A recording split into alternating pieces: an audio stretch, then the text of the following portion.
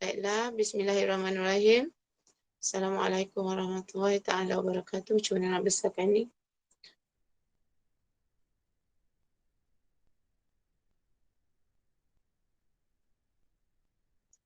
Macam mana saya nak tukar setting dia ni supaya besar?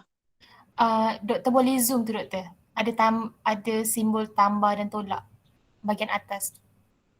Ni, tak nampak pun. Lemah betul lecturer awak ni. Dah berapa bulan dah khusus apa? Tu doktor, ada bahagian atas tu ada tangan, ada tolak, tambah, ada delete. Apa lagi Kalau tu dekat lupa. Google Meet ni, Kalau kat Google Meet ni, bermaksud doktor? Doktor nak, sebab pada kami dah besar, cuma doktor boleh besarkan pages untuk tu je. okey. Oh, anda semua tengok dah besar ya? Dah full Betul. screen? Betul, dah full screen. Cuma tu je lah tulisan kecil. So kena besarkan tulisan tu. Kejap. 2 minggu cuti ni dah lupa dah semua function.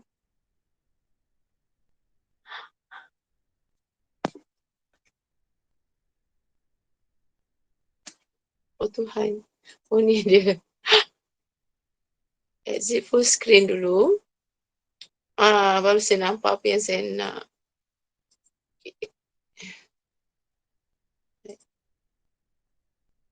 Yang ni. Okay, yang tadi tu saya nak keluar.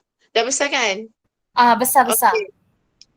Bismillahirrahmanirrahim. Assalamualaikum warahmatullahi taala wabarakatuh. Hari ini kita sambung kuliah tentang pemikiran, right? Pemikiran dalam drama. Dekat sini saya ada bagi contoh. Yang ini adalah tentang bagaimana kita nak bezakan di antara sinopsis dengan pemikiran. Ataupun anda kata tema. Tema kadang-kadang dia macam sinopsis kan.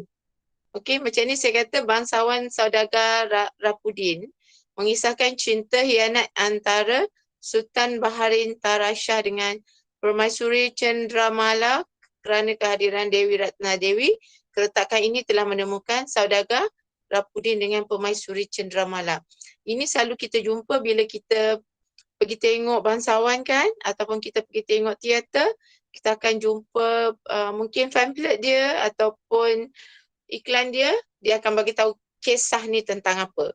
Sama ada dia membuat sinopsis kisah tersebut ataupun dia memberikan tema kisah tersebut ataupun persoalan. Persoalan dalam kisah yang akan dipentaskan. Alright. Okay. Bila kita tengok teater bangsawan, kita akan tengok tentang situasi pemerintahan. Di mana dikata di sini memaparkan situasi di mana pemerintahan memainkan peranan penting dalam memastikan kemakmuran rakyat, kawasan pemerintahannya serta tanah jajahan. Okey, anda tengok ialah kisah raja-raja, permaisuri, anak raja, puteri, pergaduhan, konflik dan sebagainya kan. Tetapi di sebalik pemikiran adalah sesuatu di sebalik kisah itu nak disampaikan, sebenarnya pengarang nak cakap apa? Dia nak cakap bahawa pemimpin memainkan peranan yang penting kepada kerajaan. Macam tu. Bukannya bila kita tanya pemikiran, kita kata pemikiran tentang, ini selalu student saya jawab, pemikiran kasih sayang, pemikiran bla bla bla dan macam tu. Bukan. Jadi saya nak anda tukar mindsetting anda. Pemikiran adalah sesuatu bagaimana pengarang ini menakul peristiwa yang berlaku dalam negara, dalam kerajaan, kemudian dia modelkan ataupun dia ceritakan dalam bentuk penceritaan. Sebenarnya dia nak sampaikan apa yang sepatutnya sebuah kerajaan buat. Macam kita kan. Setakat ni saya rasa di Malaysia moden ni kita tak ada teater kerajaan Malaysia.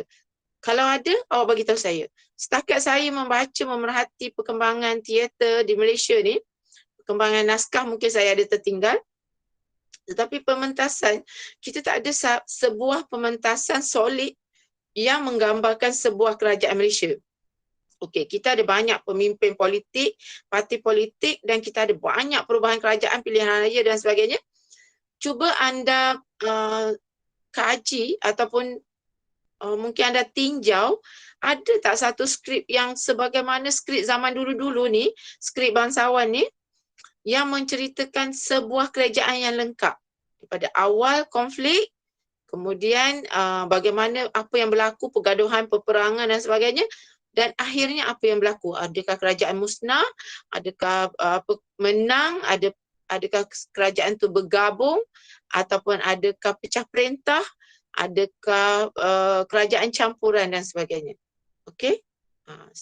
Saya harap anda faham apa yang saya maksudkan ni.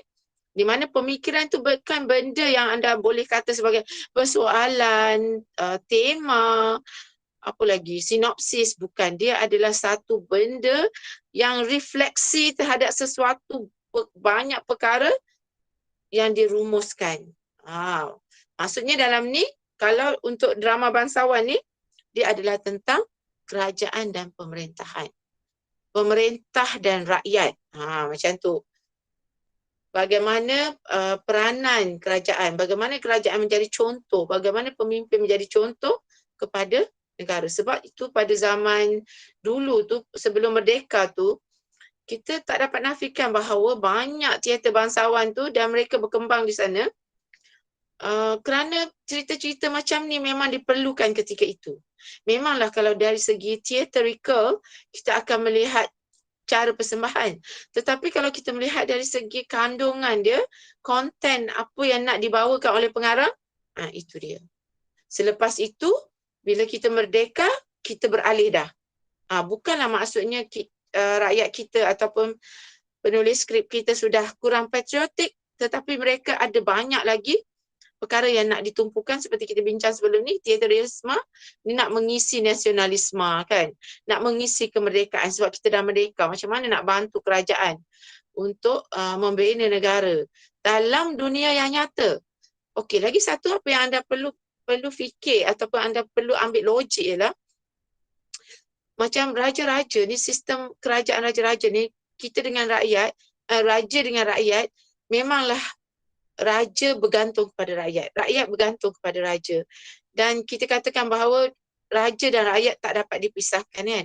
Tetapi kita ada budi bicara, ada adat istiadat, nilai, hormat, daulat yang kita pegang, yang mana inilah satu daripada sebab saya rasa, ini pandangan saya dan saya perhatikan daripada drama-drama realisme, drama-drama bangsawan ni, mereka nak menegur, ya, penulis ni nak menegur raja-raja kita, nak menegur pemerintah kita, tapi dalam cara yang paling halus, dalam cara yang terhormat, bukan pergi tuanku kena buat macam ni, tak ada, tapi dipaparkan dalam bentuk contoh, model. Begitu ya. Saya harap anda dapat fikirkan, anda boleh bandingkan bagaimana kisah-kisah ini menasihatkan raja dalam berbagai kisah. Menasihatkan pemimpin, bukan raja saja. Kadang ada kisah bendahara, kisah hantu kan, pahlawan kita, kisah Han Jebat, kisah apa lagi, puteri-puteri. Maksudnya semua golongan pemerintah ini cuba diberi nasihat oleh penulis kita melalui teater bangsawan. Itu yang saya kira satu, kalau anda nak kaji naskah bangsawan ni kan, dia ini adalah antara khazanah yang mesti dijaga kerana di dalamnya lah ada satu nasihat ataupun satu pandangan, satu teguran kepada raja dengan cara yang begitu halus sekali.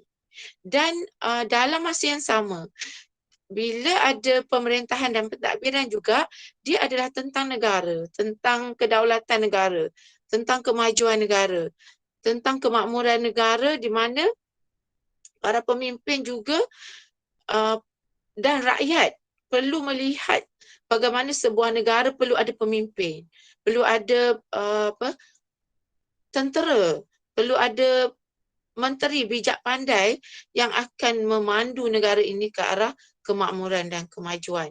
Itu yang para penulis atau dramatis nak bagi tahu secara halus melalui drama melalui pementasan teater kepada pemimpin kita. Mungkin ada yang datang menonton, mungkin mereka membaca, tetapi telah disampaikan.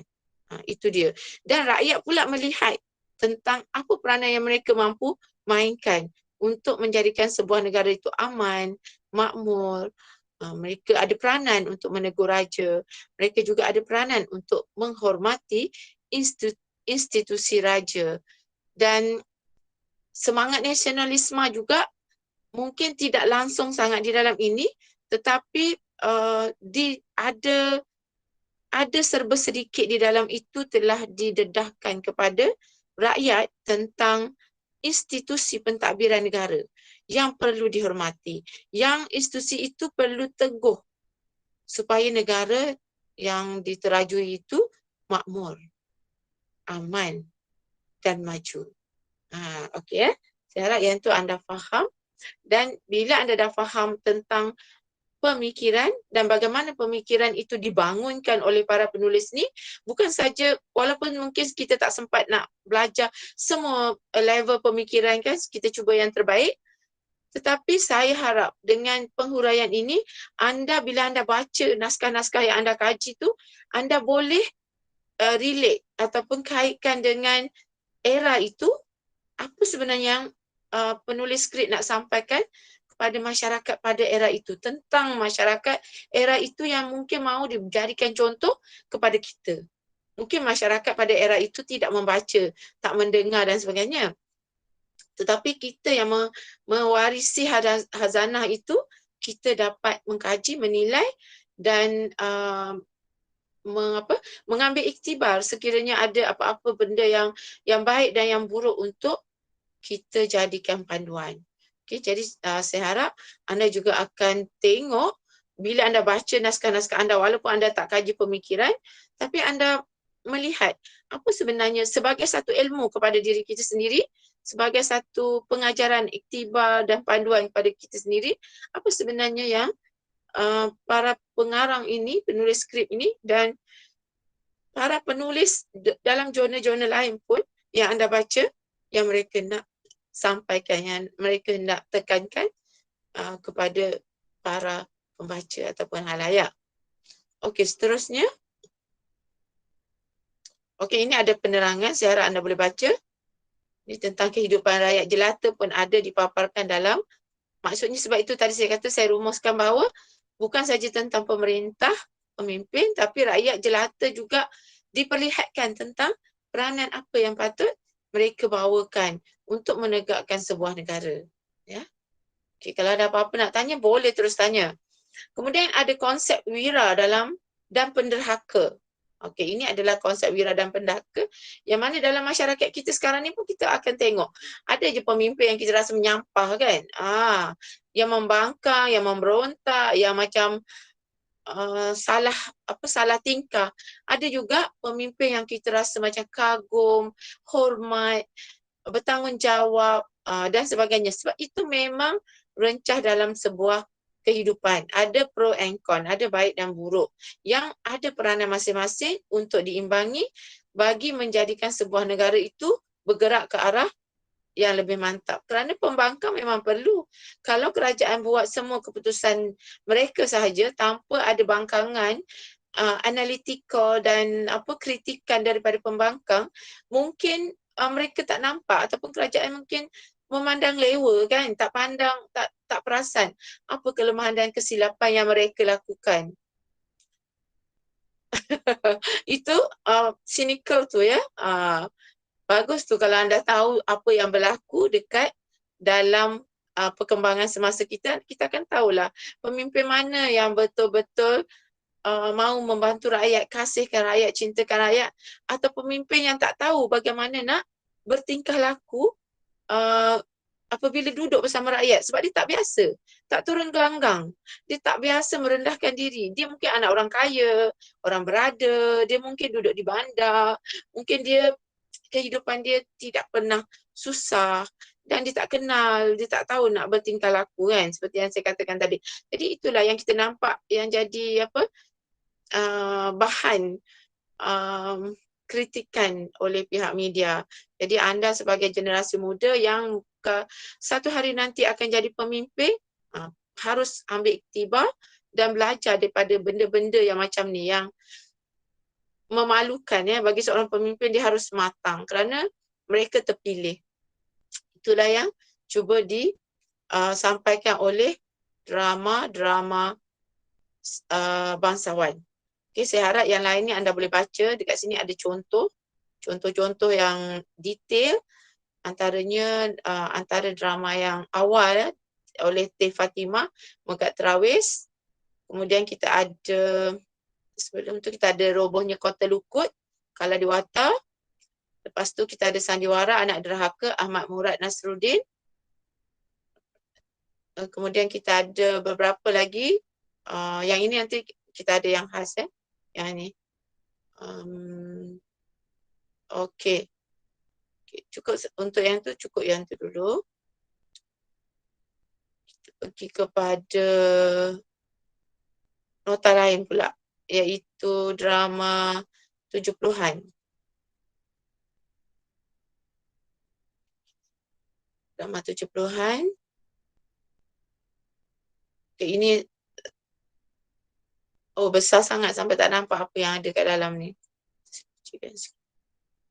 Alright. Okay, drama tadi drama 50-an, 60-an lah kata ya. 60-an yang saya skip. Dan tadi tu bangsawan 50-an. Sekejap. Saya campur yang tadi tak apa it's okay. Anda boleh tengok nanti. Kita pergi kepada 80-an. 70-an 70-an. Berbagai isu dan pemikiran yang diangkat ke pentas untuk tahun 1970-an. Banyak isu yang diangkat. Boleh tak saya nak minum air? Saya baru balik dari Sabah, Sandakan. Ada program dekat sana, sangat seronok, meriah. Terima kasih orang Sabah.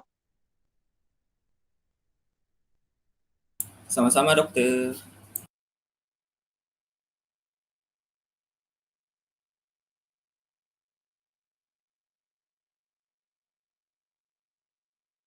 Duduk sana asyik bergelak ketawa, menjerit-jerit. Sampaikan suara saya ni, dah jadi serak-serak basah gitu kan. Okey, untuk tahun 70-an dah tahu, tahun 70-an adalah tahun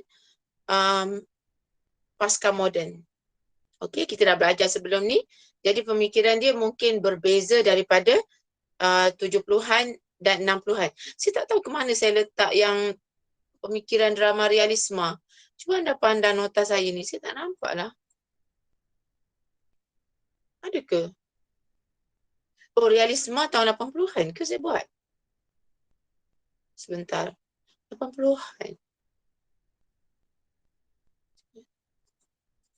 Ya, kita tengok yang tadi tu yang bawah sebab kita ambil bawah. Okey, saya rasa mungkin saya skip yang tahun 60-an ni. Yang ini adalah tahun, yang ini kalau anda nak tukar ataupun nak baiki nota ni, kita letak kat sini adalah pemikiran, ni pemikiran drama Melayu. Ni yang mula-mula. Yang mula-mula bagaimana pemikiran bentuk drama tu saya tak terangkan dah. Kemudian kat sini dia terangkan pemikiran drama Melayu tu macam mana pemikiran tu. Kemudian saya rasa kita tadi terus kepada kenapa tak jalan? Kenapa tak jalan kamu ni, Bah?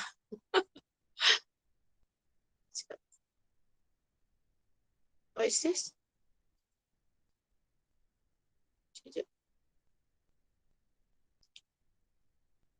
Okey, yang tadi tu pemikiran drama bangsawan lah saya fikir kan. Sebab dia fokus kepada drama bangsawan. Saya tak jumpa nota yang drama realisme. Tapi drama realisme dia bersambung. Ini tak ada dekat sini drama ini awak dengar apa yang saya cakap. Awak boleh take note.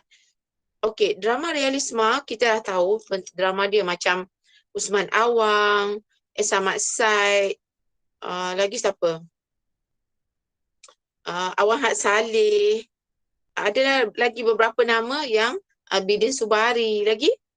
Kala Dewata kan? Realisme kan? Kala Dewata. Malina Manja, semua itu mereka kebanyakannya berkarya pada tahun 60-an yang dominan, yang mereka dominan pada tahun 60-an.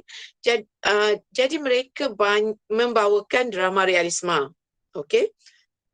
Ada dua bentuk drama realisma yang anda akan jumpa. Bukan bentuk, bukan, apa saya nak kata dua bentuk Dia bukan bentuk. Dua sub aliran lah. Saya kata dua kategori lah kita kata Ada yang buat drama realisma komedi. Okey. Dan ada juga buat drama realisma yang serius, yang patriotik, nasionalisme. Okey, itu ada. Nanti anda akan jumpalah yang serius, yang macam romantis ataupun dia tidak komedi. Komedi bukan utama dalam drama tersebut. Tapi ada juga drama yang komedi utama dalam drama tersebut. Drama realisma tetapi dia lebih kepada komedi. Macam anak kerbau mati tertambat kan. Saya tak ingat. Tapi ada beberapa genre, Malina Manja dan Bidin Subari, dua penulis ni anda boleh check skrip dia. Mereka banyak menghasilkan naskah-naskah realisma komedi. Okay? Tapi macam Usman Awang. Usman Awang pun ada juga drama komedi dia. Tapi Usman Awang, Awang Had Saleh macam tu, Kala Dewata, saya kira mereka lebih menghasilkan drama-drama realisma tapi lebih serius. Ada hal kemasyarakatan, hal politik dan isu-isu masyarakat yang serius seperti masalah sosial, masalah pendidikan dan sebagainya. Tapi bila yang komedi itu masalah dalam masyarakat, tetapi hal-hal masyarakat tu dipaparkan secara komedi. Itu tahun 80-an. Anda boleh rujuk balik perbincangan kita untuk drama realisma. Kemudian anda tengok balik drama-drama tersebut dan kaitkan dengan apa yang saya katakan tadi. Jadi kita tak payah redundant untuk bincang. Sebab bagi saya drama realisma ni senang, mudah untuk anda fahami, untuk anda cerap.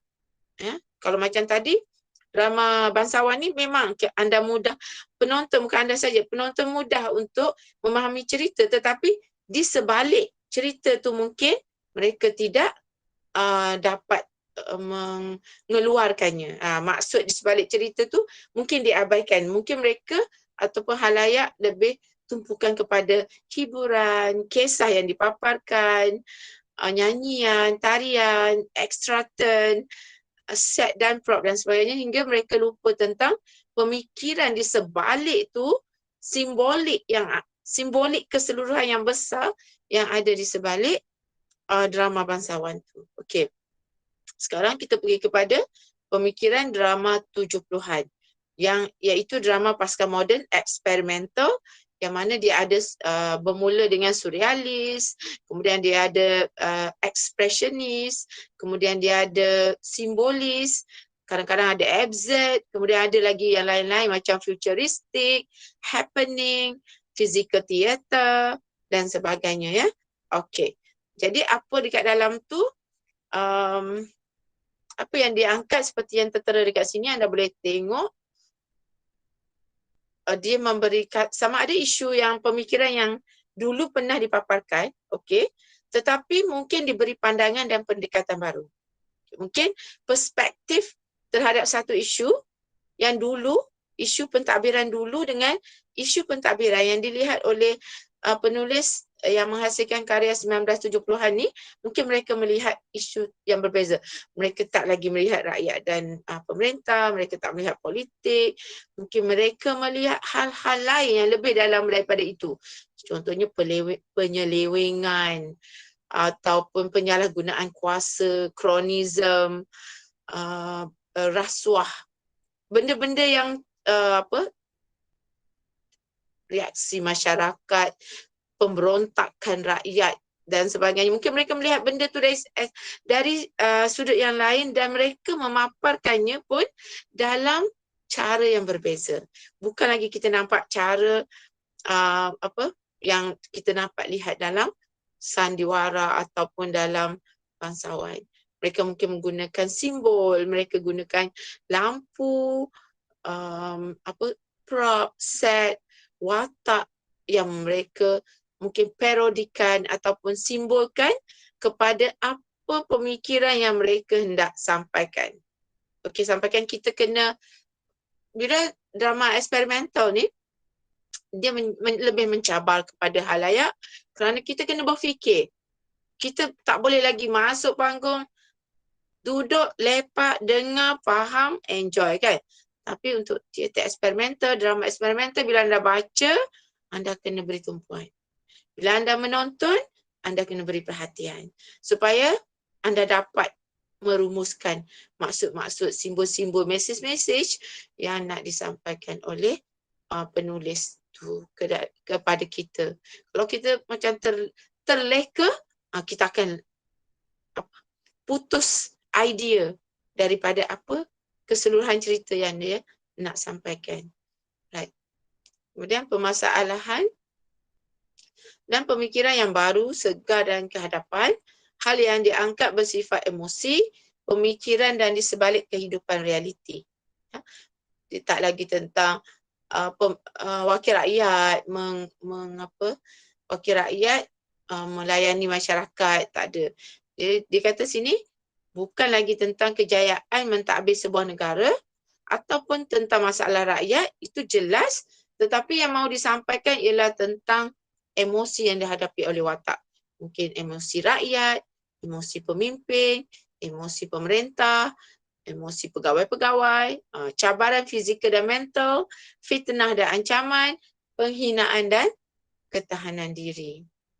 Yang akan attack ataupun fokus kepada karakter-karakter. Okey, pada ketika ini juga, mereka membawakan semula mitos, legenda, misteri, dongeng, cerita rakyat, klasik dan tradisional.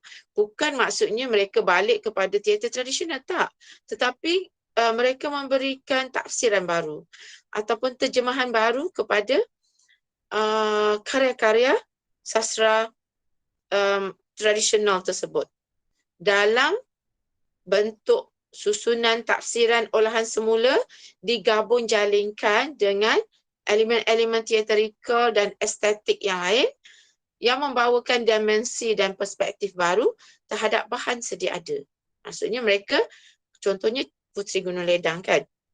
Kalau mereka dah memberi tafsiran baru kepada Puteri Gunung Ledang. Tak lagi seperti dulu. Mungkin diberikan Puteri Gunung Ledang ni ada ada ilmu persilatan contohnya. Kalau dulu Puteri Gunung Ledang ni bercinta dengan rakyat, dengan Sultan. Puteri Gunung Ledang diidamkan oleh Sultan. Kemudian dalam filem Puteri Gunung Ledang bercinta dengan Sultan, dengan bendahara. Kemudian mungkin ada lagi versi-versi lain Puteri Gunung Ledang. Saya kira Dr. Hatta Hazak-Han, kalau saya tak salah, ada tulis satu lagi naskah tentang Puteri Gunung Ledang. Maksudnya tentang Puteri Gunung Ledang ni saja, kalau anda nak kaji kan, macam anda nak kaji dari segi cultural studies kan, dari segi teks tradisional, pemikiran tradisional, regardless genre, sama ada nak buat genre drama, genre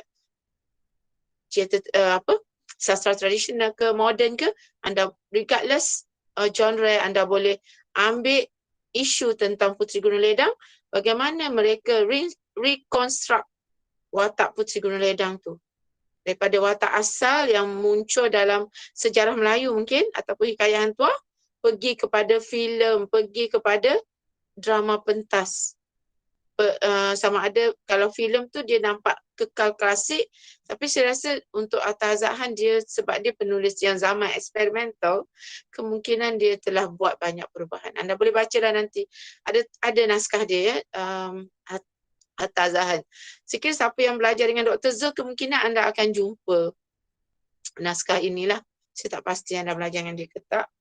Okey, sebab dia ada subjek dia tu. Okey. Right? Saya harap sampai setakat ni anda boleh faham apa yang dikata. Saya nak anda buka lebih luas lagi pemikiran anda terhadap konsep pemikiran tu. Jangan sempitkan konsep pemikiran tu yang anda kemudian sendiri jadi confused. Ini pemikiran ke persoalan? Ini pemikiran ke tema? Jangan. biar anda jelas pemikiran tu. Okey.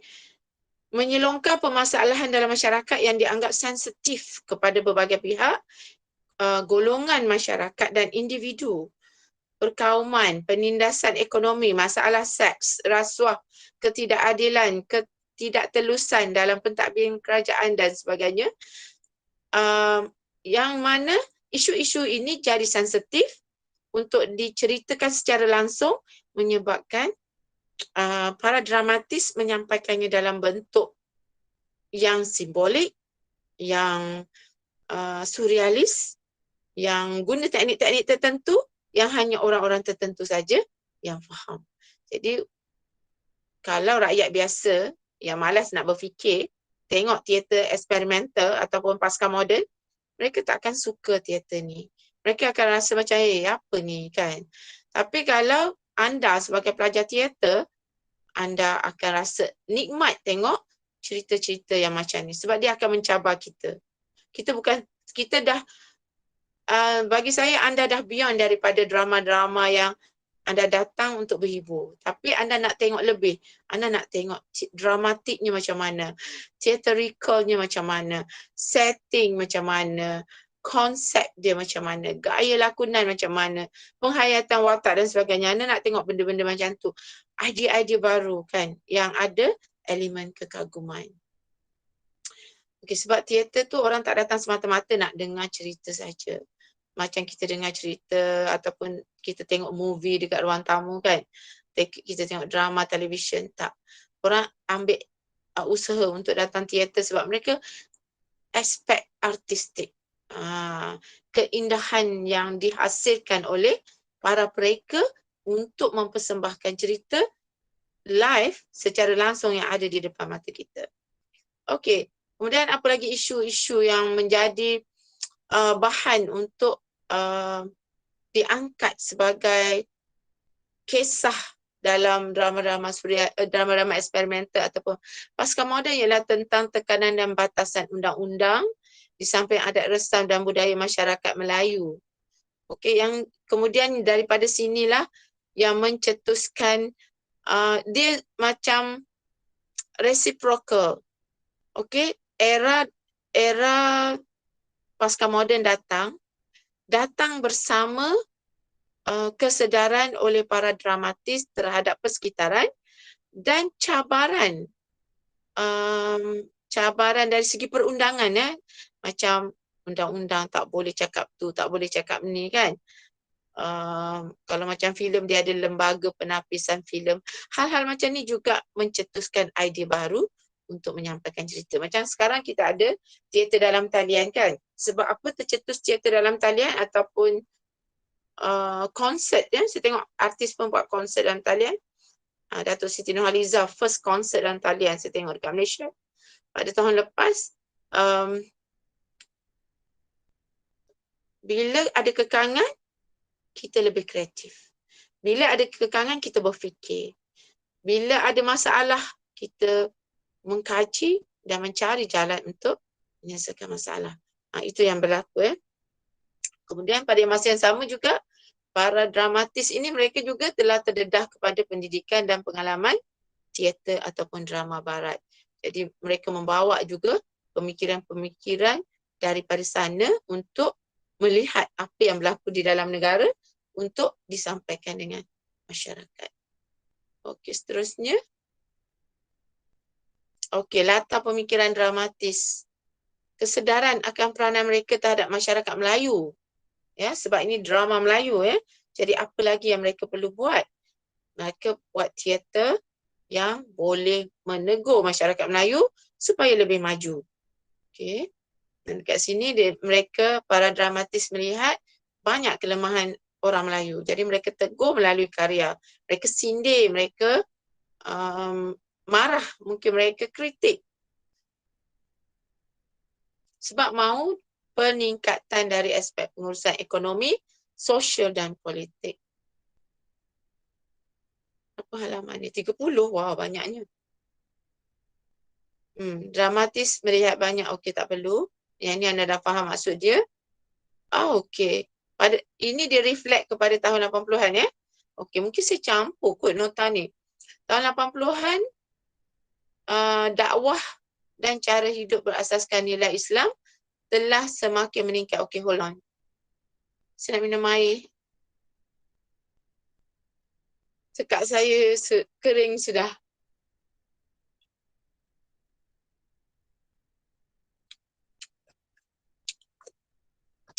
Okey, anda kat rumah anda boleh minum juga, okey? Okey. Saya tahu sekarang ni saya campurkan nota ni, patutlah saya tak jumpa. Pada tahun 80-an, selain daripada sambung daripada 60-an. Okey. 60-an yang saya tak jumpa kan? Tak apa, 60-an tu kita dah explain tadi. Masuk tahun 80-an, nilai Islam telah semakin meningkat. Dakwah Islamiah, cara hidup berasaskan Islam telah semakin meningkat dan menyeluruh. Wujud sistem pembankan Islam, parti politik pemerintah memberikan perhatian kepada aspek penerapan nilai-nilai Islam. Jadi saya ingatlah masa saya darjah 6 tu tahun 1982, awak entah ke mana-mana lagi. Mak awak mungkin muda daripada saya. Okey. Siti apa ni? Siti Abaiyah, mak awak umur berapa? Ibu saya 50. Okey, sama umur dengan adik saya. Hazikah? Sama umur saya. Hazikah? Mak saya umur 46. Muda kan. Mawar? Mak Mawar umur berapa? Suhairi? 57. Okey, tua sikit daripada saya. Okey, senior. Suhairi, mak Suhairi umur berapa? 54. Okey, lagi siapa lagi ada sini? Mimi? Mak Mimi umur berapa? 50. Mana mak yang muda daripada saya? Cuba bagi tahu. Mak siapa yang umur dia macam 40-an? Mak Nurdiana? saya. Mak Farha, doktor. Mak Farha pun muda ya? 40-an? 46. 46. Okey, muda lah tu. Farha anak sulung? Ya doktor, anak sulung. Okey. So pada zaman 82 tu baru kami pakai tudung. Masa tu saya dah 6 kan. Pakai tudung tu macam mengada-ngada lah. Cuba-cuba nak pakai tudung. Pakai baju kurung kan. Sebelum tu baju kurung dengan tudung tu saya rasa dia datang sekali kot uniform tu. Saya tak berapa ingat lah sebab tu sebelum tu kita pakai apa? Gaun tu kan. Apa gaun tu nama dia? Pakai selendang. Dress tu, Gaun. doktor. Bukan dress. Gaun baju sekolah tu. Penaplo. Apa awak panggil? Uniform. Yang macam Chinese. Ya ke? Awak yelah. tak tahu. Yang selalu budak-budak non-Muslim. Tapi budak-budak non-Muslim tu Nama dia sekarang penny floor. kita pakai tu. Saya ingat dalam tahun apa nama 80, macam darjah 6 tu kan, macam senior lah, kami dah besar dah ni. Mungkin darjah 5, darjah 6 tu kami mula pakai tudung. Masa tu tahun 82. Maksudnya masa tu dah ada dah kesedaran Islam, Islamiah tu kan. Dah ada dah. Jadi ada perubahan selain daripada perbankan Islam. Dan seingat saya Tun Dr. Mahathir naik pada tahun 1982 ke, saya tak pasti.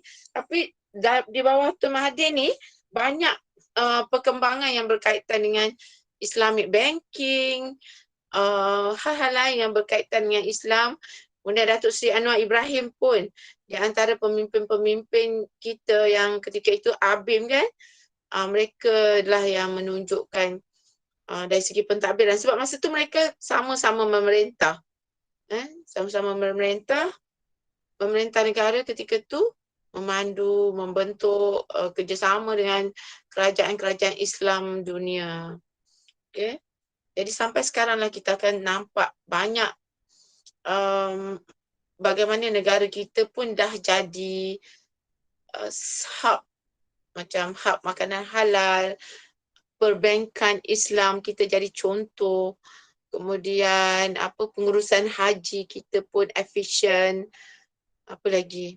80-an ni banyak benda-benda berlaku. Felda, saya ingat Felda pun tahun 80-an juga, yang merupakan satu-satunya di dunia sistem perkampungan pertanian terancang yang seumpama kita di Malaysia ni yang kita ada. Yang baru ni saya pergi ke Sandakan kan. Saya pergi juga ke Lahad Datu, ke apa nama tu? Felda Sahabat ke, macam tu lah nama dia kan. Felda Sahabat kat sana, yang kawasan yang menjadi penampan kepada kawasan serangan Filipin ya. Betul tak orang Sabah?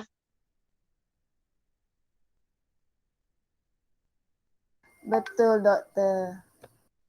Saya pun tak sempat baca sebab dulu kita baca kisah serangan Filipin tu kan. Saya baca tanpa dapat gambaran tau. Tanpa ada imajinasi sebab saya tak pernah pergi Sabah kan. Yang saya tahu Kota Kinabalu saja. Tapi bila saya pergi tu saya dapat kawan-kawan saya pun bagi tahulah kedudukan dia yang dekat dengan ada satu pulau Filipin kan. Jadi itulah yang menyebabkan dia terdedah kepada serangan. Tambahkan pula ada komplot, hasutan dan sebagainya yang mungkin mereka cemburu terhadap kemajuan Sabah yang berada duduk bersama dengan Malaysia. Saya kira rakyat Sabah pun tak nak diperintah oleh kerajaan Sulu kan. Apa yang mereka dapat? Mungkin mereka akan dapat kesengsaraan. Ni saya cakap ni bukan saya cakap sebab saya orang Semenanjung, tapi saya cakap daripada pandangan rakyat Sabah juga. Sebab mereka lihat kenapalah selepas merdeka lagi kita nak menuju ke arah kemunduran kan. Kita mestilah nak menuju ke arah kemakmuran, kedamaian, kemajuan. Kita tak nak sedangkan Filipin pun keadaan negara dia pun bukannya negara maju. Dan kerajaan Filipin sendiri tak terlibat dengan hal-hal ini. Yang terlibat adalah puak-puak pemisah. Kita panggil puak-puak pemisah yang merasakan mereka, yelah mungkin mereka ada bajet kan. Dan mereka ada dendam.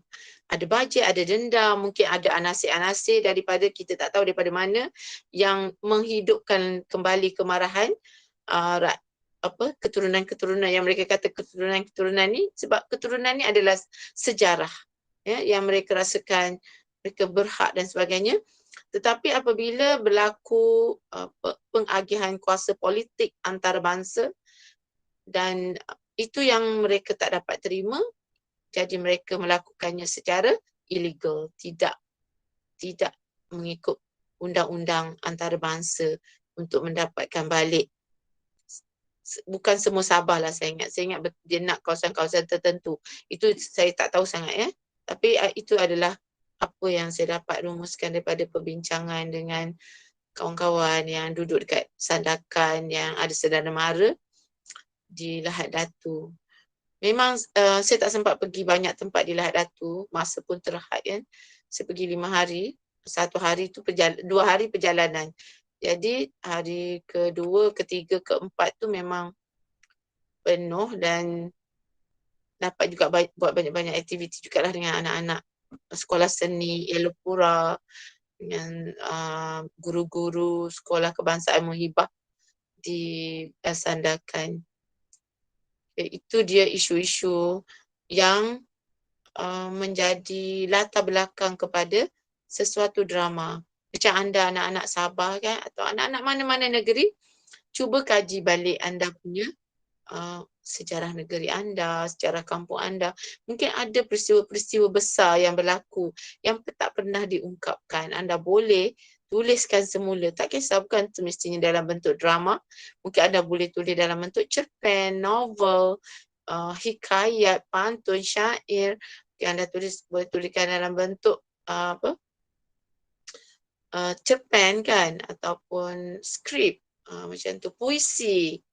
Catatkan ikut anda punya kaji balik fakta-fakta yang ada tu supaya orang baca tu sedikit dapat faham tentang situasi tersebut. Macam bila saya tadi saya kata, bila saya baca di akhbar tentang apa yang berlaku di Lahad Datu tu memang menakutkan kan zaman dulu tu. Bukan zaman dulu ya, tahun berapa tu, Tapi bila saya pergi sana tu saya bayangkan macam mana mereka menyerang, macam mana kerajaan kita bertindak untuk menyelamatkan dan menentang serta menghalau balik para kita panggil penceroboh kepada tanah air kita yang tercinta kan. Walaupun mereka berada di tanah itu jauh daripada kita, tapi kita berada dalam satu bendera yang sama. Kita rasa kasih sayang tu ada. Kita tak nak saudara mara kita di Sabah menderita ataupun tidak maju disebabkan oleh hal-hal politik antarabangsa yang sepatutnya tak berlaku lagi kan. Sepatutnya kita dah menuju kemajuan. Tapi nampaknya ada pihak yang masih lagi berada di takut lama. Masih lagi gila kuasa dan sebagainya. Okey. Kemudian ini ni hal-hal macam ni lah. Kebunturan, kekecewaan terhadap perkembangan teater Melayu pun ada juga. Macam ini dah habis lah dari segi salat tinggi pula. Hak Datuk dengan sandatkan dah habis, kita masuk balik kepada drama Melayu. Okey. Banyak perkara yang berkaitan dengan perkembangan drama yang tak memuaskan hati para dramatis juga menyebabkan mereka bereksperimen. Nak bawa balik kisah contohnya macam Tok Selampit. Ya? Tok Selampit. Kemudian apa lagi? Barongan dibawa. Kemudian apa lagi ada? Mak Yong. Boria. Wayang kulit ni adalah elemen-elemen elemen-elemen teater tradisional yang dibawa masuk ke dalam teater eksperimental. Kalau dapat saya baca dekat sini.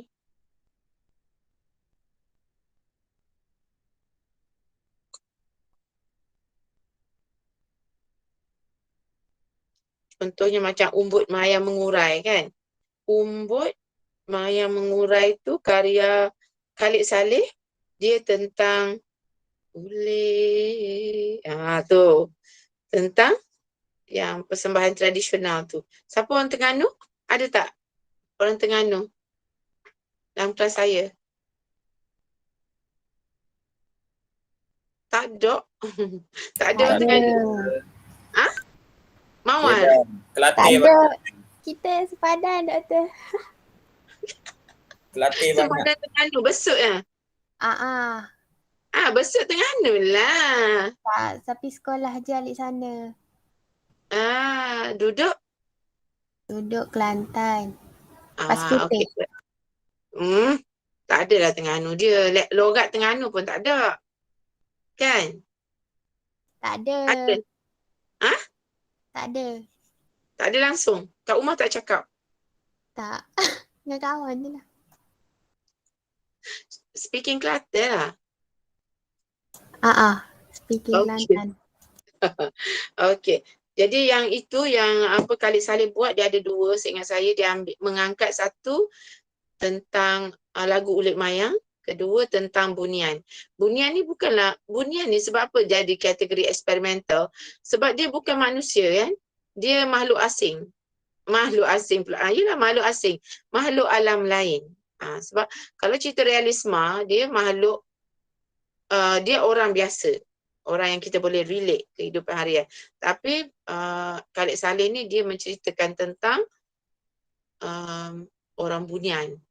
Macam mana orang bunian ni dia dan manusia, dia pilih manusia yang berhati luhur, suci, murni, jernih, tak ada niat jahat. Sebab dan dalam tu dibayangkan budak lelaki ni, dia orang ingat dia cakap sorang-sorang, dia gila.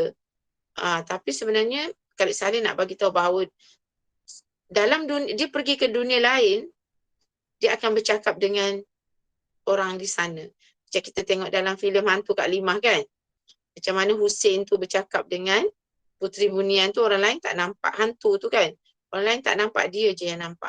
Sebab Husin ni mungkinlah satu karakter yang baik, yang tak ada niat jahat. Macam tu dia nak gambarkan tentang manusia. Sedangkan kita ni tak ada rezeki nak jumpa. Kalau jumpa yang ngeri-ngeri kot. Tapi kalau orang-orang yang baik-baik ni, yang kita ingat dia gila semua tu, dia kemungkinan dia berjumpa dengan makhluk-makhluk yang baik lah. Dia katakan bunian yang baik kan. Saya tak tahu ada bunian tak baik ke tak kan. Okey. Tak baik kita cakap apa-apa kan. Sebab dia pun ada bersama dengan kita. Alam dia hidup bersama dengan kita, cuma kita tak nampak dia. Jisim dia tak sama dengan kita. Okay. Itu yang bagi kita, dalam kehidupan kita, dia adalah, bagi teater dia adalah, ataupun bagi drama dia adalah bukan realisme. Dia surrealis. Macam tu. Okay. Apa isu dia ialah tentang jiwa murni, contohnya macam tu. Maksudnya tentang sikap manusia. Dan ini dia nak cerita tentang mengangkat semula genre-genre ataupun bentuk-bentuk seni persembahan tradisional dan digabungkan dengan teater moden. Okey, ini ada contoh yang nanti anda bacalah. Okey, setakat ni ada soalan tak? Soalan berkaitan dengan kuliah. Okey. Kadang-kadang bila kita belajar, saya selalu sebutkan theatricality, kan? Theatricalism, apa tu? Okey. Theatricalisme tu dia jadi aliran lah. Aliran yang memperkatakan tentang teater. Pementasan dia tentang teater. Dia cerita tentang director, tentang pelakon, tentang pengarah, tentang pembinaan cerita. Macam mana nak buat cerita. Tentang isu-isu lah. Contohnya macam Protes kan. Protes ni adalah salah satu drama yang dalam kategori theatricalism. Yang mana dia tentang watak-watak dalam sebuah drama tu ataupun teater tu, dia memprotes terhadap matinya watak dia. Okay, contohnya macam, okay, ini pementasan penuh, katalah 45 minit. Kemudian habis cerita, watak mati. Tapi cerita protes ni, kalau saya tak salah, bila cerita ending, watak tu bangkit balik sebagai memberontak terhadap kematian watak mereka. Watak tu bangkit, kenapa mereka dimatikan oleh pengarah. Itu dia antara isu-isu yang muncul ataupun dikategorikan sebagai theatricalism. Kemudian theatricality. Tadi saya ada sebutkan dramatik dan theatrical. Maksudnya theatrical ni hal-hal yang berkaitan dengan seni pementasan tersebut. Bila anda nak mementaskan sesuatu naskah drama tu, ada elemen-elemen pementasan yang perlu anda sediakan. Rancang, pentas, lampu, lakonan, kostum, makeup, muzik dan sebagainya. Okey, itu theatrical dan theatricality. Tapi theatricalism adalah pemikiran ataupun perbincangan tentang isu-isu yang berkaitan dengan penghasilan naskah, hal-hal. Nanti anda baca, saya ada bagi contoh. Sekejap ya, saya ada bagi contoh. Ni ada contoh protes, kemudian peran dan mencari roh yang hilang. Right, nanti anda baca. Ngoyang. Ngoyang ni daripada upacara ni, Main Puteri. Main Peteri. Kelantan, you must know this one ya. Sebab ini orang Kelantan dan orang Terengganu juga sebenarnya. Tapi sebab budak Terengganu tak ada dalam ni, jadi Kelantan lah saya rujuk. Yang a part of performance. Dia akan jadi, dia juga boleh jadi satu performance juga. Main Puteri ni. Iaitu satu rawatan tradisional yang diamalkan oleh masyarakat Melayu untuk merawat sesetengah penyakit. Antaranya ialah penyakit meroyan. Ataupun sawan. Sawan ke? Macam histeria, kita panggil histeria kan. Penyakit-penyakit macam tu. Meroyan ni penyakit orang lepas bersalin. dia stres. Okay, dia stres. Keadaan kesihatan dia tak okey, body dia tak okey, jadi dia meroyan lah. Marah, menjerit, mungkin gila kalau tidak dibantu. Jadi masyarakat dulu mereka tak ada doktor, mereka menggunakan teknik ini untuk merawat. Dan saya ada baca novel, novel Inggeris oleh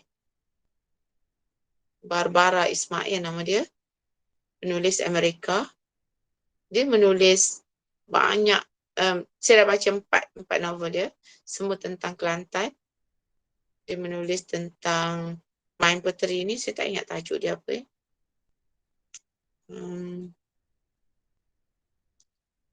Dia ceritakan macam mana Main Puteri ni dibuat dan mengapa Main Puteri ni dipersembahkan oleh masyarakat, setengah masyarakat di Kelantan yang masih mengamalkannya kerana mereka percaya macam katalah tingkah laku orang ni pelik, demam, sakit kepala, meracau, mereka akan kata untuk buat Main Puteri. Okay, dalam Main Puteri ni dia akan berada di gelanggang, macam arena gelanggang. Jadi watak-watak tu duduk dekat tengah, ada bomoh, ada pesakit dan ada pembantu. Dalam cerita yang saya tengok tu, pesakit tu, pesakit bomoh dengan lawan kepada pesakit tu, iaitu katalah dia tu, pesakit tu dia marahkan suami dia, contoh pesakit tu dimarahkan suami dia, dan suami dia ni ada guna bomoh, macam ada kuasa-kuasa lain lah. Jadi masa buatnya Main Puteri tu, dalam proses rawatan tu terjadi tragedi, di mana kalau dalam teater dibayangkan adalah pembantu kepada bomoh yang ada, dia akan berlakon sebagai watak suami kepada pesakit tu untuk memberi peluang kepada pesakit tu meluahkan perasaan, healing, meluahkan perasaan supaya dia rasa lega. Tapi dalam cerita tu yang saya baca, suatu proses rawatan Main Puteri tu, roh jahat ataupun kuasa jahat tu datang. Dia sendiri datang, bukan pembantu tu yang berlakon, dan dia telah menyebabkan tragedi yang dahsyat. Sampaikan bomoh tu tak boleh kontrol, overpower, sebab suami dia ni datang bersama bomoh yang lebih power. Macam tu. So jadi tragedi, ribut taufan, kemudian ada kecederaan dan tak dapat, upacara tersebut tak dapat disempurnakan. Macam itulah, itu yang saya baca. Okay, ini yang saya kata Umbut Mayang Murai, Anak Tanjung, Bayang Ajaib, nanti boleh baca ya, Cendrawasih. Dan banyak lagi ada saya senaraikan di sini. Okey. Okay, ada apa-apa nak tanya?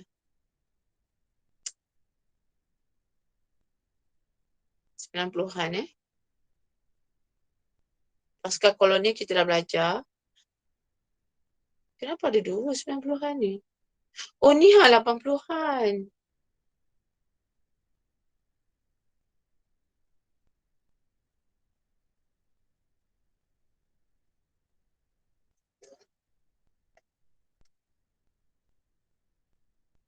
Minum air sekejap.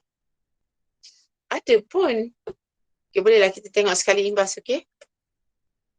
80-an.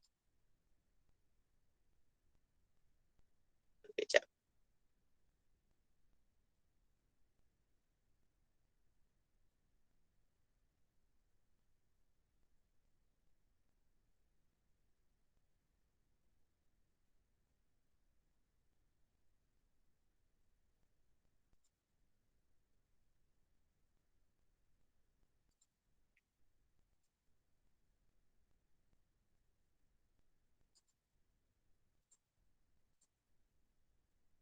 Alah.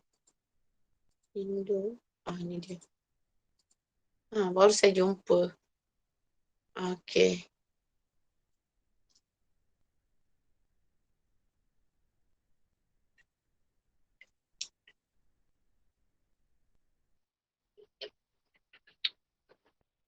Okey, so far ada tak soalan yang berkaitan dengan drama bangsawan dan drama 70-an?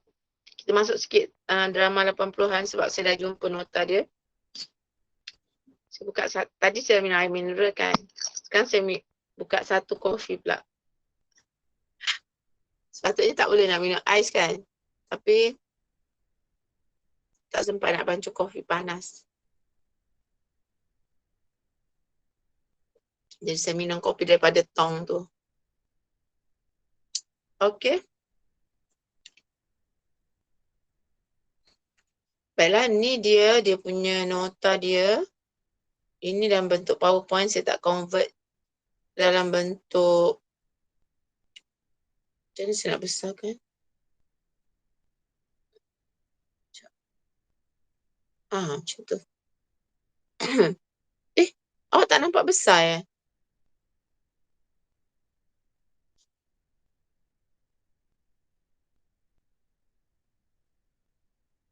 Macam mana?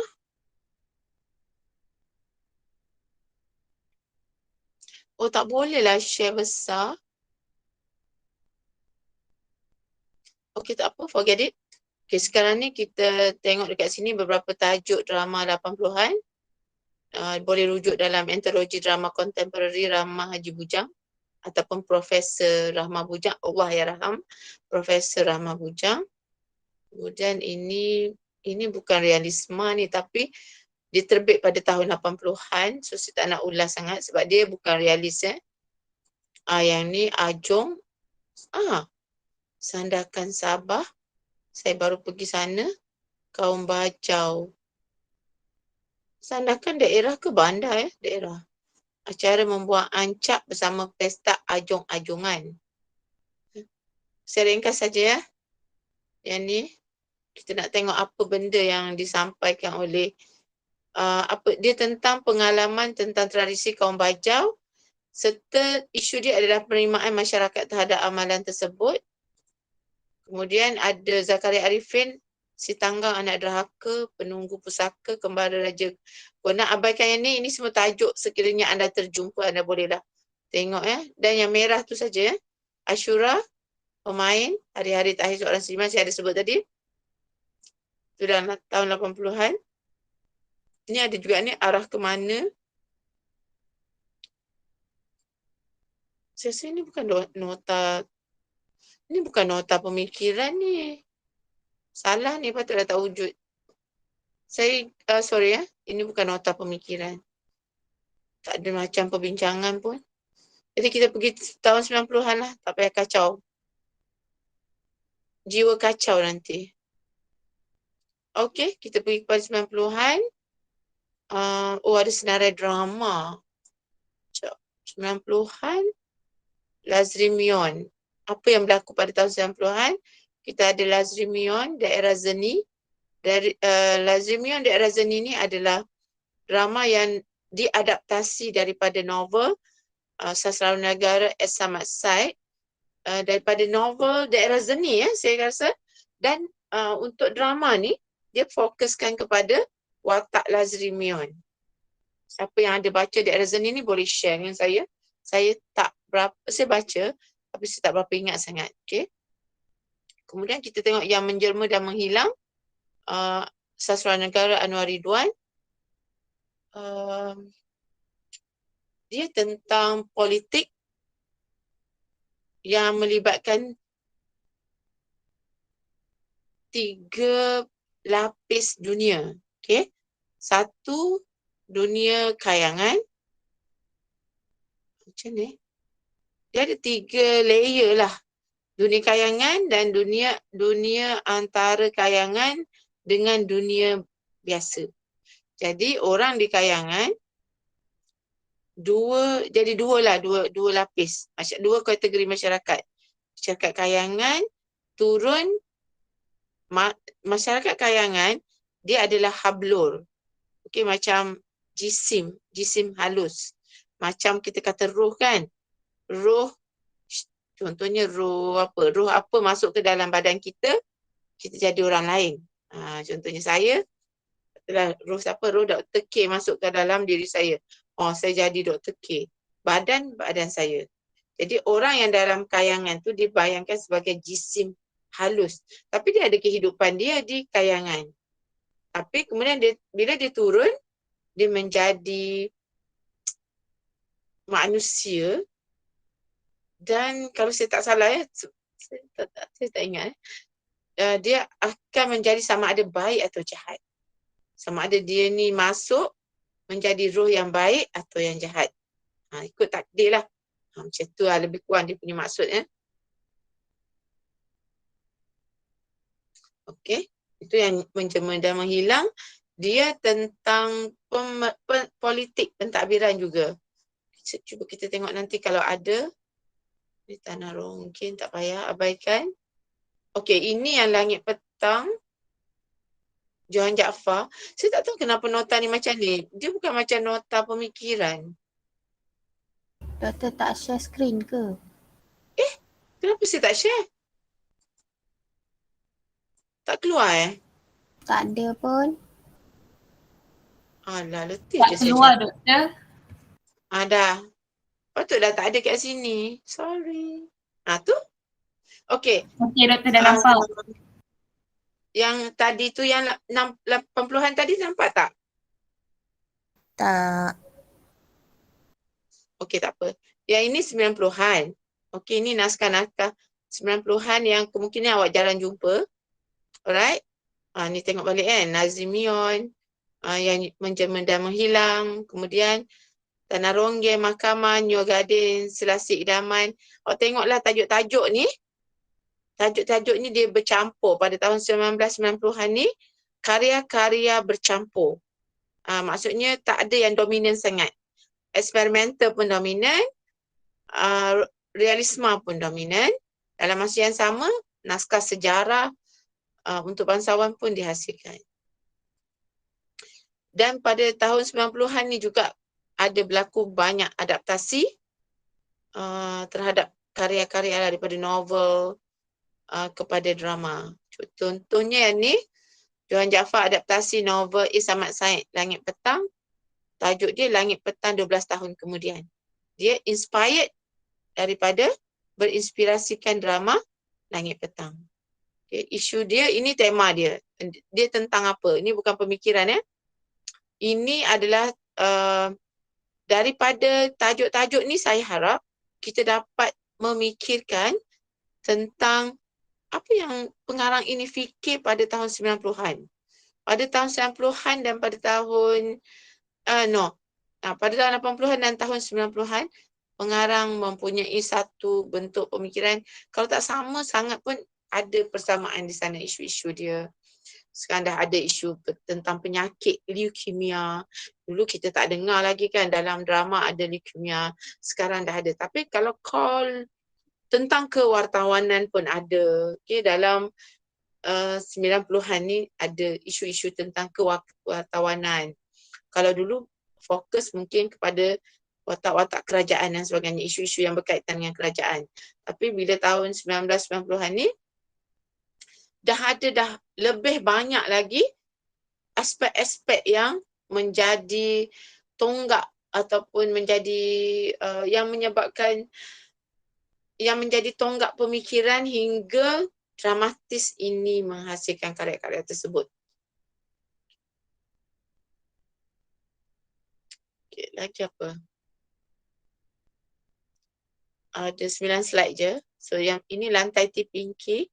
Lantai Ti Pinky ni dia adalah teater musikal di mana Samad Said, saya kira kalau anda baca Salina, anda akan dapat lihat karya-karya Samad Said. Ada beberapa karya, Lantai Ti Pinky, Salina, campur Lantai Ti Pinky, Salina dan Di Mana Bulan Selalu Retak.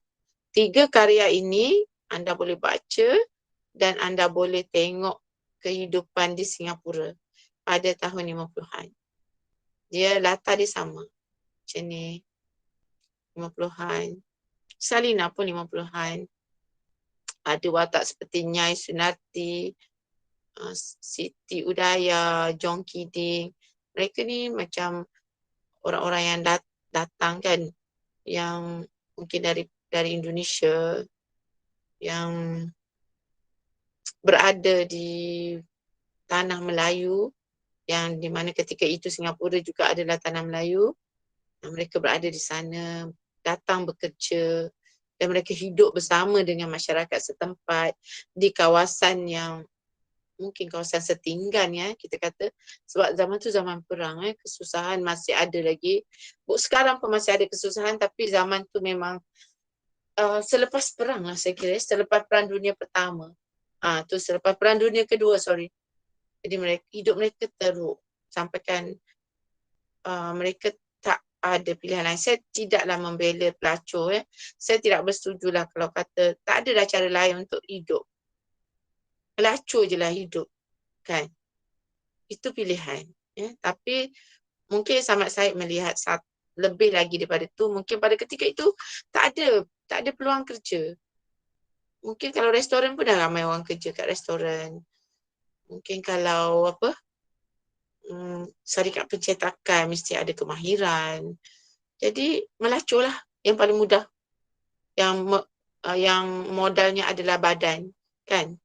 Dan pelanggannya adalah yang nafsu-nafsu yang tidak.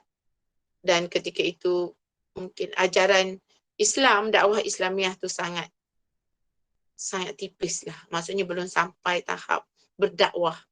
Siapa ada agama adalah, siapa ada pengetahuan agama adalah diamalkanlah, tapi bukan belum lagi tahap berdakwah. Maksudnya kalau orang jahil tu, ada orang yang datang memberitahu bahawa beginilah ajaran Islam yang sebenar. Jadi benda tu tak ada. Jadi kita tak bolehlah nak salahkan situasi ketika itu, sebab kita pun tak faham situasi ketika itu. Mungkin betul-betul terdesak ya. Husnuzan. Okey. Ini adalah remaja ya. Remaja pun kalau anda minat dengan karya-karya remaja, drama pun anda boleh tengok pemikiran-pemikiran drama remaja pada tahun 1990-an ataupun pada tahun 80-an pun ada drama-drama remaja, walaupun tak banyak saya kira. 90-an ni agak banyak sebab ada banyak aktiviti. Demi Tanah Air, Anak Merdeka, itu bagus tajuk-tajuk dia. Yang Baginda Puteri tu dia macam ada elemen sastra, ada elemen bangsawan sikit. Kemudian Ronggeng ni dia macam nakal sikit Ronggeng lah, penari Ronggeng. Ni Alibaba Senian Berhad ni cerita tentang syarikat Alibaba tu. Kemudian Anak Merdeka kita boleh tahulah tentang anak-anak muda selepas mereka, macam mana kehidupan mereka. Demi Tanah Air, satu karya yang patriotik ya. Sesalan Bermusim ni mungkin romantis sikit lah. Macam drama-drama televisyen yang kita tengok. Okay, apa lagi? Okay, kemudian ni Sabah antologi skrip drama pentas 1995. Sabah bah. Ya, Unduk Ngadau. Saya tak tahu apa itu Unduk Ngadau. Suhairi? Untuk ngadau tu kalau tidak silap yang ni pesta apa? Kalau kira Miss World lah kiranya. Kalau kiranya siapa yang paling cantik lah gitu. Dikorbankan? Dikorbankan ke siapa yang paling cantik? Tak, maksudnya Ratu Cantik. Ratu Cantik dekat Sabah. Untuk ngadau. Yang selalu pesta Ratu Cantik Sabah tu apa? Itulah untuk ngadau. Kalau Ya tidak ke? rakan-rakan Setiap Sabah yang tahun dia ada pilih, kan? Mandak-mandak tu? Sumandak tu, yalah Sumandak. Yang kemudian dia akan pilih satu sumandak kan? Yang dia mewakili tahun itu. Macam Ratu Cantik Sabah lah. Kiranya pesta untuk ngadau tu pertandingan Ratu Cantik Sabah. Dan nanti akan ditabarkan Ratu Cantik. Betul. Tapi itulah kategori Sabah je lah.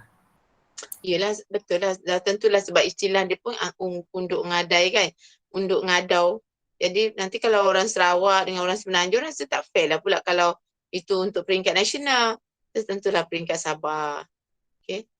Sebab tradisi dia tidak menghalang begitu kan. Macam kita di Semenanjung ni, kita dominan Islam. Jadi masyarakat tak, maksudnya masyarakat kalau nak masuk world apa tu? Yang pertandingan Ratu Cantik Dunia tu kan. World Universal kan. Miss Universe. Miss Universe dengan Miss World kan. Dia ada dua. Dia ada dua kategori tu. Malaysia kita sentiasa hantar. Tapi bukan orang Islam lah. Bukan perempuan Islam. Sebab dia bertentang dengan agama kita. Agama Islam. Untuk menampilkan apatah lagi kriteria yang ada dalam pertandingan tersebut, macam baju mandi kan, bergaun, fashion dia tu, itu tak bersesuaian dengan kehendak Islam sebagai untuk diimagekan dalam tahap international. Jadi wakil-wakil kita selalu ni yang bukan Islam. Okey, itu di peringkat nasional. Kita sebab apa saya bagi contoh ni, supaya anda juga memikirkan tentang contoh katalah anda Kelantan kan, mungkin anda boleh mengumpulkan sejumlah karya drama-drama Kelantan untuk melihat apa yang penulis Kelantan tuliskan dalam drama mereka, apa isu-isu yang penulis Kelantan tuliskan. Begitu juga negeri-negeri lain, Kedah, Johor, Selangor, Pahang dan sebagainya. Sesiapa anda boleh kaji, anda boleh tengok karya penulis-penulis daripada negeri-negeri ini untuk melihat adakah mereka membawa aspirasi ataupun isu yang berkaitan dengan negeri masing-masing, ataupun mereka tak berpijak di bumi nyata, tak tahulah. Mereka tak ada identiti ataupun mereka tak ada jati diri kenegerian tu, tak nampak. Macam itulah. Ya, anda boleh kaji yang tu.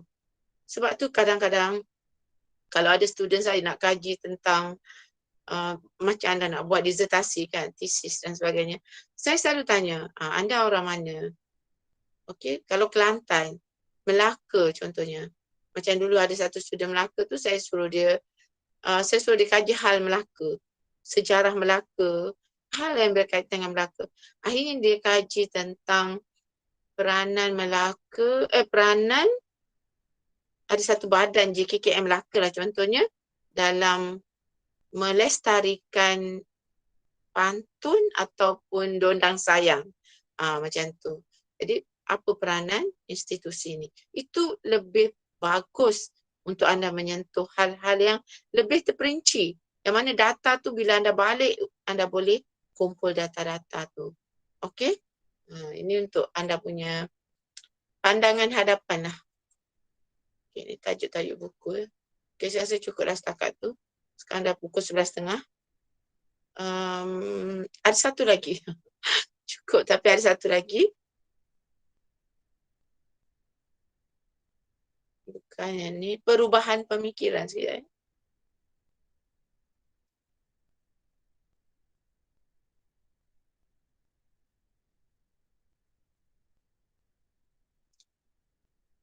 Okay, saya tak share, belum share. So, perubahan pemikiran. Okay, ini last topik untuk hari ni. Last subtopik. Sekejap. Yang tadi. Yang bawah kan? Yang bawah ni. Saya rasa macam bukan nota ni. Mungkin ada nota lain. Let me check first.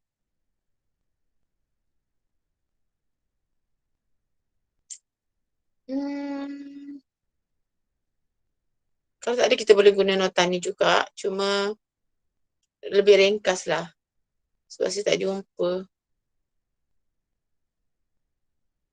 Okay, tak apa, boleh guna yang ni. Yang ni saya nak fokuskan yang bahagian bawah tu je. Okay, yang tuah jebat ni. Okay, yang ni tak ya. Kenapa tak bergerak slide tu? Masalah lain ke doktor sebab tak bergerak? Sekejap. Sorry. Tak bergerak? Okay, semula. Hello.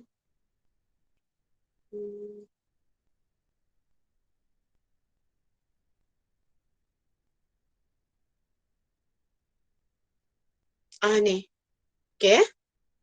Yang ni tak payah dah. Saya nak fokus kepada hantuan jebat ni. Kenapa tak ada subtopik dia kat sini? Ni. Okay. Ini last lah perbincangan untuk pemikiran ni. Saya rasa anda, bila anda jumpa lagi teks, anda boleh fikir sendirilah. Anda boleh analisis apa sebenarnya yang nak disampaikan oleh penulis skrip kita kepada kita. Bukan setakat cerita tu. Bukan cerita tu. Cerita tu kita tahu. Saya tahu anda boleh faham cerita tu. Anda boleh baca cerita tu. Anda faham kronologi dia, plot dia, dialog dia, semua anda faham. Tetapi di sebalik, penulis skrip ni sampaikan cerita-cerita ni, ada hal-hal lain yang lebih besar yang mereka kompres.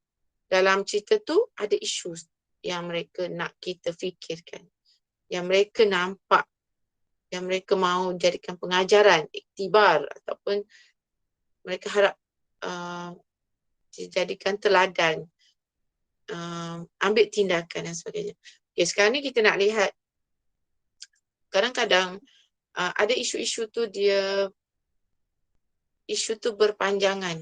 Daripada zaman dulu sampai zaman sekarang tak settle lagi. Okay, contohnya isu politik politik Mahathir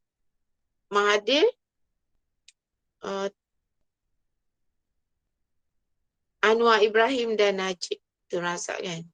Berapa kita dah menghadapi isu ni mula kita berhadapan dengan isu Tun Mahathir dengan timbalan-timbalan dia.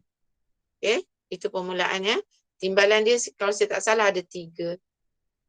Satu, Allahyarham Ghaffar Baba, Tun Ghaffar Baba.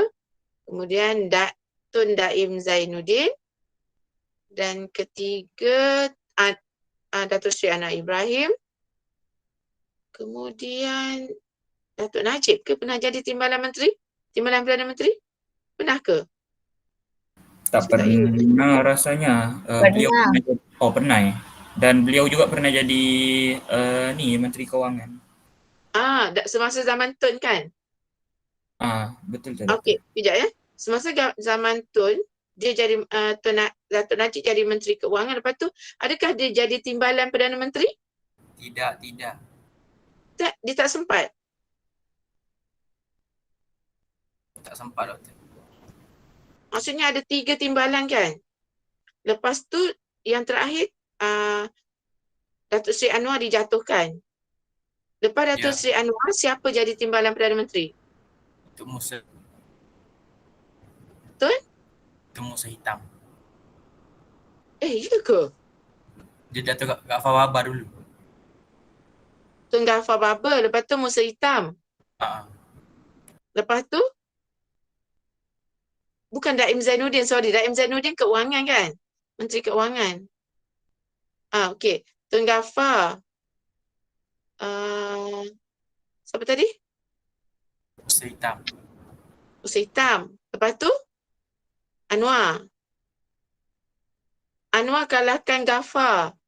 Betul tak? Tapi saya ingat ada 3 lah timbalan Tun Mahathir ni. Lepas tu, bila dah ada konflik, Tun letak jawatan. Semasa dia letak jawatan tu, siapa timbalan dia? Tahun 2013. Kan? Siapa timbalan dia? Saya tak ingat Kemudian Datuk Najib naik jadi PM. Tun Abdullah Ahmad Badawi naik jadi PM. Okey? Tapi Tun Mahathir dia masih berkuasa.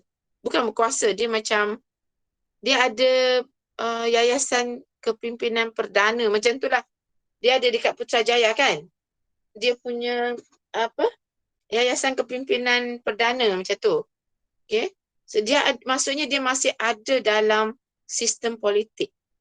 Kemudian saya ingat Tun Abdullah Ahmad Badawi dalam setahun 2 tahun kot, sekejap je dia jadi PM kalau saya tak salah, naik Datuk Najib. Right? Naik Datuk Najib agak lama juga kan. Kemudian tahun berapa dia dijatuhkan? 2018 ke? Dia dijatuhkan. Okey, lepas tu kita dapat Perdana Menteri Tun semula. Okey? Kita dapat Perdana Menteri Tun. Lepas Perdana Menteri Tun, kita ada masalah politik dekat sana ya. Tun jadi PM dengan parti yang berbeza. Right? Kemudian Tun letak jawatan. Tun letak jawatan, kita hang, kita tak ada Perdana Menteri kan. Agong memegang kuasa. Right? Agong memegang kuasa, kemudian Tun Muhyiddin Yassin naik. Lupa pula Dan saya. Seri Doktor. Tan Sri Muhyiddin. Sekarang dah Tun kan? Okay. Tan Sri Muhyiddin Yassin naik sebagai PM, saya ingat dalam setahun 8 bulan kot. Paling sekejap lah selepas Datuk Abdullah Ahmad Badawi. Dia paling sekejap. Ada lagi Perdana Menteri yang sebelum-sebelum tu anda bolehlah kaji. Lepas tu Datuk Seri Ismail Sabri sekarang. Saya tak tahu berapa lama Datuk Seri Ismail Sabri ni. Tapi saya cakap dengan suami saya ni orang UMNO. Saya kata rakyat pun dah menyampah dah tengok ahli politik ni. Saya kata sudah-sudahlah, boleh tak fokus pada pentadbiran negara, baik pulih negara kan. Macam tu lah. Kita pun tak boleh nak cakap banyak sebab bukan sampai pun. Jadi saya cakap dengan suami saya. Sebab dia orang UMNO. Saya cakap lah apa yang saya nak cakap. Macam tu. Okey. Sekarang ni kita nak imbas balik ke belakang dulu-dulu. Zaman Han Tuah Han Jebat. Han Tuah pun dia adalah seorang pahlawan ataupun penasihat raja lah, saya tak tahu ya. Yang setia. Okey, dia yang setia. Dan pandangan dari aspek drama dan teater, pandangan terhadap Tuah Jebat ni sentiasa ada perubahan. Pemikiran, persepsi, tanggapan ataupun penerimaan para penulis skrip terhadap Tuah Jebat ni ada perubahan. Tetapi dalam isu Tuah Jebat ni kita akan melihat tentang tokoh yang sentiasa menjadi inspirasi. Mereka ni pahlawan. Mereka ada perjuangan mereka walaupun mereka bergaduh sama-sama mereka, tapi mereka sebenarnya ada perjuangan-perjuangan yang masing-masing sama ada berjuang dalam diri ataupun berjuang kepada sultan ya, pada kerajaan.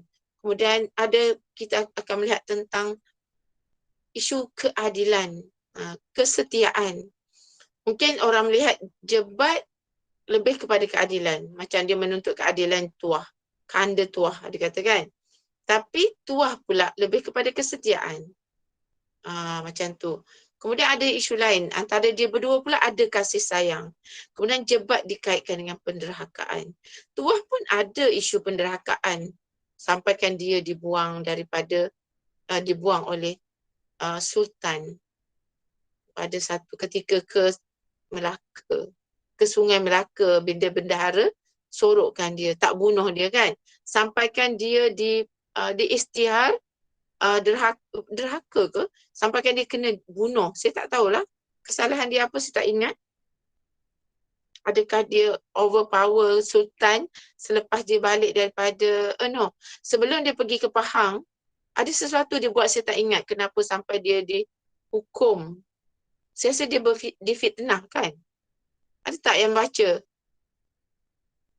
Sebab apa Hang Tuah dihukum? Kalau tidak silap saya sebab dia dikatakan difitnah sebab dia memikat dayang ke dayang tak silap, dayang istana. Disebabkan itulah dia dihukum. Bunuh. Dia dihukum bunuh, lepas tu dilarikan oleh bendahara apa tah saya tak silap, tapi time tu Sultan dia minta bendahara untuk bunuh Hang Tuah, tapi bendahara ni macam acah-acah nak bunuh, tapi dalam waktu yang sama dia sembunyikan Hang Tuah. Macam gitulah yang berdasarkan pemahaman saya. Lepas tu Hang Jebat pun macam tidak puas hati sebab Hang Tuah kena disangkakan Hang Tuah ni telah mati. Lepas tu Hang Jebat ni pun mengamuklah dekat dekat istana. Lepas tu Hang Tuah pun muncul balik untuk mempertahankan Sultan. Okey, dekat situ ya. Dekat situ ada, kalau moden kita melihat komunikasi. Komunikasi, konspirasi, skandal lah kita katakan. Bukan skandal yang Hang Tuah dengan dayang tu, tapi skandal dalam kalangan musuh dia. Apabila mereka membuat fitnah untuk menjatuhkan Hang Tuah kerana Hang Tuah terlampau dominan saya rasa ya, terhadap Sultan. Maksudnya apa kata Hang Tuah didengari. Kerana kehebatan dia lah. Bukan saja hebat dari segi kepahlawanan, malah dari segi hubungan antarabangsa, Hang Tuah adalah seorang yang hebat. Dari segi bahasa, kalau saya tak salah, dia ada menguasai banyak bahasa. Dan ialah kasih sayang Sultan terhadap dia melimpah ruah, dan kata-kata dia tu, layanan ataupun penerimaan Sultan tu menyebabkan fitnah tu muncul. Tapi saya tak ingat sangat sebenarnya. Tapi bila Suhairi cakap tu, saya boleh relate dengan ingatan memori-memori saya ya terhadap bacaan tu. Sebab dah lama tak baca semula kan, meneliti. Sebab apa? Masa kita baca zaman remaja, zaman buat research dengan zaman sekarang, baca secara fikiran lapang, kita akan dapat melihat lebih besar lagi. Dulu kita baca tu terpaksa sebab nak kena buat kajian kan. Nak kena buat esei, kita fokus pada apa yang kita nak. Tapi kita tak nampak mungkin poin-poin lain ya turut dipaparkan dalam penceritaan tersebut. Okey, jadi daripada situlah bila Usman Awang pun ada cerita tentang Hang Tuah ni. Betul tak tadi ada Hang Tuah? Okey, kita ada beberapa tajuk tentang Hang Tuah ni. Ni dia. Okey, sekejap ya. Teks ni sama ya. Yang ni lagi banyak rasanya. Ni. Okey ni. Ini adalah rentetan saya susun tu ikut tahun ya. Yang matinya seorang pahlawan ni saya tak ingat ya. Kalau anda boleh check, anda boleh tambahkan nota dekat situ. Iaitu Hang Tuah mendahaka oleh Ali Aziz. Maksudnya dia bias, dia menerima Hang Tuah sebagai pahlawan. Kemudian Hang Tuah pahlawan Melayu, nota ni tak lengkap. Saya tak jumpa nota saya yang lebih lengkap daripada ni. Sebab yang ni tak ada penulis skrip dia. Kemudian Dinsman pun ada tulis tentang Jebat. Hatta Zahan pun ada tulis tentang Jebat. Boleh check yang tu.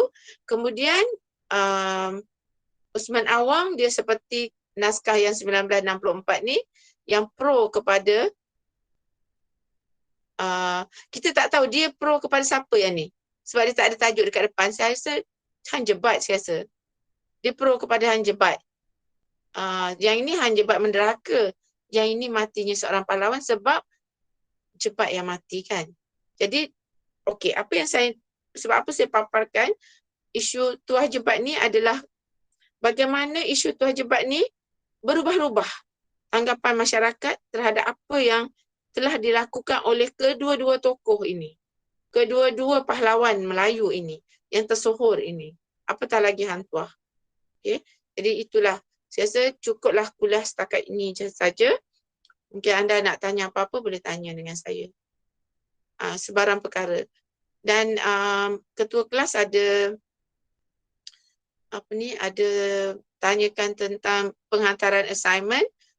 Dia pun minta wakil anda kan untuk menghantar assignment pada tarikh-tarikh tertentu. Saya dah cakap okey. Nanti bila masanya saya akan buka entrance untuk anda menghantar tugasan masing-masing. Nanti minta ketua kelas ingatkan saya untuk buka entrance hantar tugasan. Elok anda hantar sebelum peperiksaan akhir. Peperiksaan akhir pada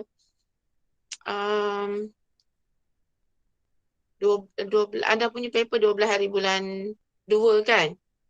Eloklah anda hantar, lagi awal hantar lagi baik sebab anda boleh fokus, mana yang dah siap boleh hantar, boleh fokus pada assignment lain dan boleh fokus kepada peperiksaan akhir. Okey. Penghantaran kedua-dua tugasan, itu saya dah approve ya Farah? Saya dah kata okey okey. Okey, saya kata okey, saya akan check dengan sistem SMP Universiti untuk tengok bila tarikh kami pensyarah kena masukkan markah tugasan. Sebab sebelum anda masuk peperiksaan akhir, kami semua kena berikan, laporkan markah tugasan anda supaya anda boleh tahulah kedudukan anda di mana dan apa yang anda boleh baiki lagi. Okey? Baik, saya rasa suara saya ni pun dah semakin parau dah. Ada apa-apa tak nak tanya saya? Saya rasa semua tajuk semua dah settle kan? Tinggal buat je lagi. Dan kita punya, boleh brief saya sedikit pengarah webinar? Apa perkembangan untuk persiapan webinar kita? Setakat ni belum ada apa-apa lagi, Doktor. Belum Habis tu ada buat perkembangan apa? lagi. Habis tu cuti tak buat apa-apa? Aktiviti? Ada tak, saya pun hari tu time cuti saya balik kampus, so saya tak update lagi dekat dorang. Nanti saya update balik dekat dorang untuk tugasan Okay. So seterusnya. mula minggu ni kita back to our track untuk buat simple-simple preparation dan masa yang sama anda pun menyiapkan kertas kerja masing-masing lah. Okay? Okay, baik Doktor. Alright. Baiklah, saya ucapkan terima kasih sebab kehadiran anda ke kelas pada hari ini. Okay, jaga diri baik-baik. InsyaAllah kita jumpa hari Rabu. Okay? Terima kasih Doktor. Okey doktor, terima kasih Terima doktor. banyak doktor. Terima kasih Doktor doktor. boleh tak Terima kasih nak berbincang doktor. balik sekejap? Terima kasih doktor. Sama. Doktor? Oh Doktor. Ya, Boleh Ya. kami nak berbincang dengan Doktor sekejap berkaitan dengan tugasan? boleh sekejap saya berhentikan recording ni. Macam nak berhenti? Stop recording Doktor. Serut betul lah mak awak ni. Oh, Stop. okay.